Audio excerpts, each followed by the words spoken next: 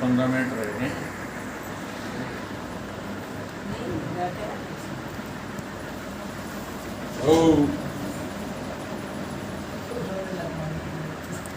लग गया वो चालू तो कर दे। चालू है। आप एक पुस्तक पढ़ रहे हैं ना आजकल ब्रह्मसूत्र, इसमें कहा है कि जैसे कि सृष्टि से पहले भी सब था और सृष्टि होने के बाद भी सब, मतलब ये जो भी कुछ दिख रहा हो भी सब नहीं समझ में आ रहा, कुछ सुलझ नहीं पा रहे, मतलब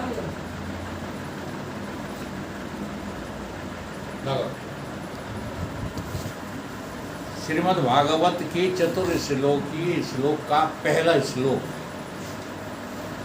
इसमें जो है उद्धव जी को भगवान कह रहे हैं समझाते हुए, जब सृष्टि पैदा नहीं हुई थी तब मैं था। सृष्टि पैदा हुई तब भी मैं सृष्टि के साथ हूँ, और सब सृष्टि जब नष्ट हो जाएगी, हाँ, तब भी मैं ही शेष बचूंगा। इसलिए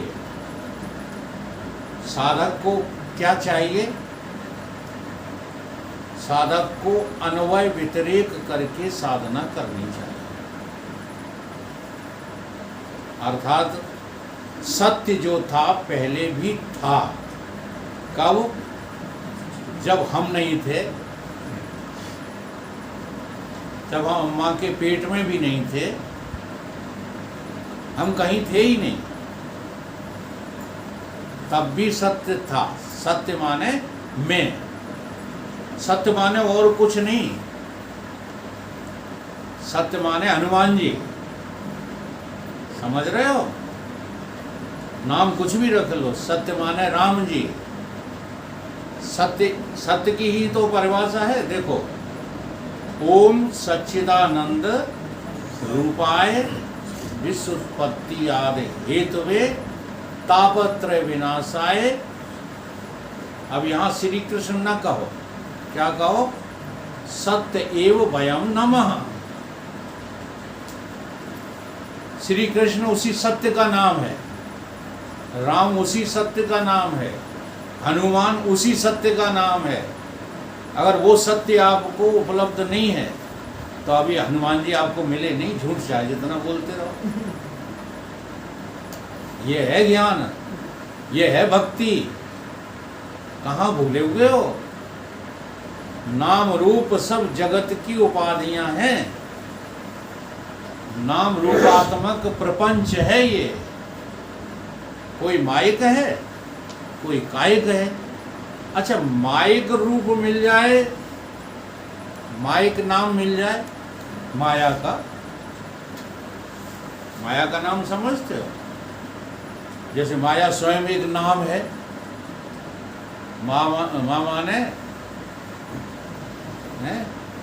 या माने जो, माँ माने नहीं, जो है ही नहीं उसका नाम नाम है। नाम रूपात्मक प्रपंच, ये सब जगत ये है ही नहीं।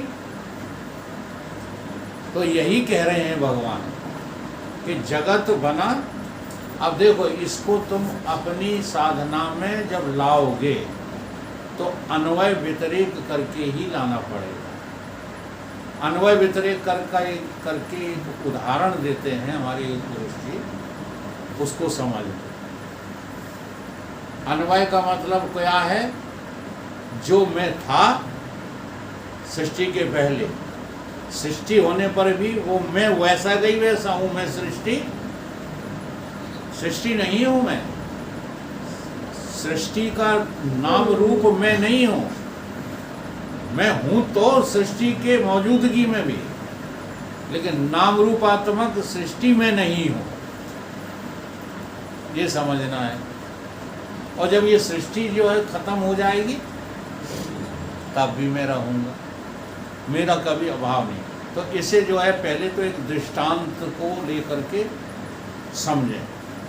वो दृष्टांत एक पुरुष जी देते रहते हैं, अपन लोगों को भी याद हो गया है कि एक बार नारद मुनि ने विनोद किया, पार्वती मैया से कहा कि आप भोले बाबा से ये पूछो कि हे भोले बाबा, तुम ये अपने गले में मुंडमाला किसकी डाले रहते हो? नारद जी जो है बात को बनाने में बड़े एक्सपर्ट है। नारद माने सतगुरु। जब नारद का कहीं रोल दिया जाता है ना, तो हम बड़ी निकृष्ट भावना से नारद जी को देखने लगते हैं, लेकिन सारे वेद शास्त्रों में नारद नाम सतगुरु का है। नारद नाम किसका है? सतगुरु का। और सतगुरु ही हैं, हाँ, जो तुम्हारी बुद्धि में ऐसी बात जो है प्रवेश करा देंगे कि तुम बेचैन हो जाओगे सोचने के लिए। उसी को बीधन कहते हैं। तो वो आध्यात्मिक बीधन देने वाले कौन है? नारद मुनि। कह दिया पूछना भोला बाबा से। तो पार्वती मैया ने पूछा, तो वो हंसने लगे, कहने लगे ये बात न पूछो तो ये अच्छा है, नहीं कि अब तो बताना पड़ेगा। तो बताना उन्होंने शुरू कर दिया। उन्होंने कहा कि हम और तुम जो है पहले जन्म में थे साथ साथ, तुम मर गई थी, तुम मर गई थी, तो हमने तुम्हारी ये मुंडमाला बचा के रख ली, उससे पहन ली। फिर तुम जन्मी, फिर तुम हमारे साथ आ गई, फिर मर गई, फिर हमने मुंडमाला बचा ली। तो जितनी मुंड हैं ये सब तुम्हारे ही हैं। तो पार्वती जी मुस्कुराने लगी, कहने लगी कि एक बात बताओ भोले बाबा, कि हम मरते रहे और तुम कभी मरे नहीं? आगे हाँ, यही तो रहस्य है। एक मरने वाला है, एक बदलने वाला है, और एक न बदलने वाला है। जो न बदलने वाला है वो तो है मैं, समझ रहे हो कि नहीं? और जो बदलने वाले हैं वो उसमें मैं हूं तो, लेकिन दिखाई देते मेरे। ठीक है, अब इसका अनुभव करो। जहां मैं है वहीं मेरे हैं कि नहीं है? स्थूल शरीर मेरा है कि मैं हूं? लेकिन मेरा होते हुए भी स्थूल शरीर जहां है वहां मैं नहीं हूं। विचारो, स्थूल शरीर मेरा है। अब जरा यहाँ गफलत क्या होती है? यहाँ गफलत ये होती है कि जो मुंड है उसको ही मैं कहने लगे, और जिसका मुंड है उसे विस्मृत किए हुए हैं। अब स्थूल शरीर है तो क्या मुंड है, और हम बन कौन गए हैं? स्थूल रूप में ही मैं भोला बाबा बन गया। इसी को कहा जाता है कि अनात्मा में आत्मा का भ्रम, आत्मा में अनात्मा का भ्रम, ये मैंने पाल लिया। तो ये सब जो है, जो बदलने वाले मेरे मेरे हैं, ये मैं नहीं हूँ, ये साधना करो। तो स्थूल शरीर मुंड है, सूक्ष्म शरीर मुंड है, प्राण मुंड है, इंद्रियां मुंड है, जितना भी बदलने वाला है। और देखो बदलते रहते हैं, अनुभव करके देखो। जब आंख देखती है, हाँ, तब और इंद्रियां चुप रहती हैं। कान सुनते हैं, एक बार में एक ही के साथ तुम रहते हो। अनुभव करो, अनुभव करो कि ये बदलने वालों में हर एक में मैं मौजूद हूँ। अगर कान में मैं न होता तो कान सुन नहीं सकते, आँख में मैं नहीं हूँ तो आँख देख नहीं सकती, नाक में मैं नहीं तो नाक सूंघ नहीं सकती, रसना में मैं नहीं तो रसना रस नहीं ले सकती। ये सब चमत्कार किसका है? मैं का। अच्छा, अब ये रहती हैं कभी? कभी नहीं रहती। जागृत में इंद्रियां हैं, स्वप्न में इंद्रियां नहीं है। कि मैं भी नहीं हूँ। मैं तो है, और सुसुप्ति में मैं है। अंतःकरण भी नहीं है, लेकिन मैं, अब यही कहा जा रहा है कि जब ये सब नहीं थी सृष्टि, तब भी मैं, अब था इसलिए कह दिया कि तुमको भूतकाल में दिखाने की चेष्टा है, लेकिन जो भूतकाल में मैं था वही वर्तमान काल में मैं हूँ, वही भविष्य काल में मैं रहूँगा। तो मेरा कब अभाव होगा, मैं कब मरूंगा, मेरी मौत कब आएगी? हैं?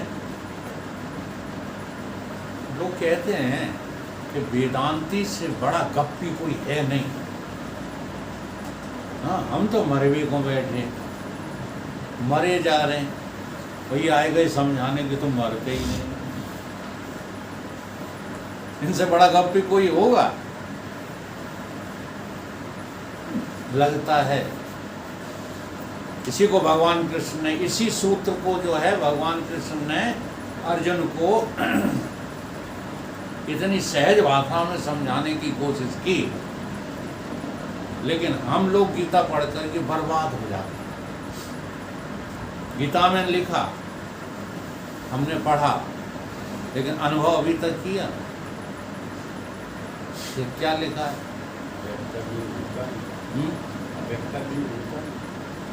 हाँ, वो भी लिखा है, लेकिन वो तो थोड़ी सी अधूरी बात है। अव्यक्तादीन भूतान व्यक्त मध्यान्ह भारत था, वो तो व्यक्त और अव्यक्त के बारे में लिखा है, लेकिन वहाँ अधूरी बात है। पूरी बात वहाँ है, समम सर्वेषु भूतेषु तिष्ठन्तम परमेश्वरम। परमेश्वर कौन है? जो सब में सम है। परमेश्वर कौन है? आँख में, कान में, नाक में, मुंह में, हाँ, सब कर्मेंद्रिय, ज्ञानेंद्रियों में, प्राणों में, सब में कैसा है? सम है। समाया हुआ नहीं, यही अर्थ के अनर्थ कर लेते हो। जहाँ मैंने कहा कि वो समाया हुआ है, हैं, तो फिर बाद में एक शब्द फिर आ जाता कि वो पहले समाया था, अब कहीं जो है वो तो चला गया। नहीं, समता का ये अर्थ मत करना। समता का अर्थ ये होता है कि विषम वाली वस्तु है ही नहीं। घड़ा, सकोरा, दीवुला, नाद, मकान, ये है ही नहीं। मिट्टी सम है, तो बताओ कब अभाव होता है मिट्टी का? होता है। इसी प्रकार से भगवान ने कहा कि मैं समरूप, सब भूतों में समरूप हूँ। और जो विषम लग रहे हैं ना तुमको, ये कैसे हैं? विनश्यसु, ये सब नाश हो जाएंगे। जो जो तुम्हें जो है आने जाने वाले लग रहे हैं, ये टिकने वाले नहीं हैं। विनश्यसु अविनश्यता। और जो सम है वो कैसा है? वो अविनाशी तत्व है। तो अब भी मैं हूँ, पहले भी मैं था। कब? जब ये भाषित होने वाली मैं मेरे पास नहीं थी, तब भी मैं था। अनुभव करो, नींद में थे कि नहीं थे? नींद में आप थे कि नहीं थे? बता। अच्छा, अब मर जाओगे तब आप हो कि नहीं? ये तो गड़बड़ है। आप अपनी जो है अनुभूति से बोलोगे, जवाब गलत निकलेगा। रहेंगे, आपने कहा कि हम रहेंगे, है ना? तो रहना एक पर्टिकुलर जगह में होता है। और यही बात कह कर के हम जो है अच्छी से अच्छी समझदार बात को ना समझ बना रहेंगे नहीं। भगवान ये कह रहे हैं हम तब भी थे, हम अब भी हैं, और जब ये जो भूत है आएगा ना, तब भी हम ही हैं, कोई और नहीं है। रहेंगे, हम थे, ये वर्तमान, भूत, भविष्य, ये तीनों नाश हुआ। और इन तीनों जो है नासवानों में अविनाशी, हाँ, अविनश्यतम, सपश्यति, यह पश्यति सपश्यति, जो ऐसा देख लेता है, भगवान कह रहे अर्जुन बस वही तो है मुक्त पुरुष। तो हमको भी ऐसा ही देखना है। और तुमने जो ये बात कही कि अनुभव में नहीं आता है, अनुभव में केवल इसलिए नहीं आता है कि अभी हम व्यवहार को सत्य समझो। जब तक व्यवहार को सत्य समझोगे तब तक अनुभव में नहीं आए।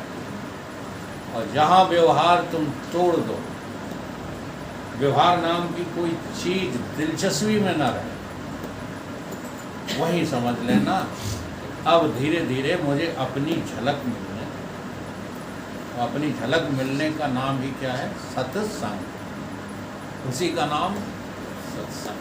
सत्संगत्वे निसंगम। अगर सत्संग बढ़ गया तो आप इसी जन्म में मुक्त हैं, ये आपको पता लगे। बोलिए सद्गुरु भगवान की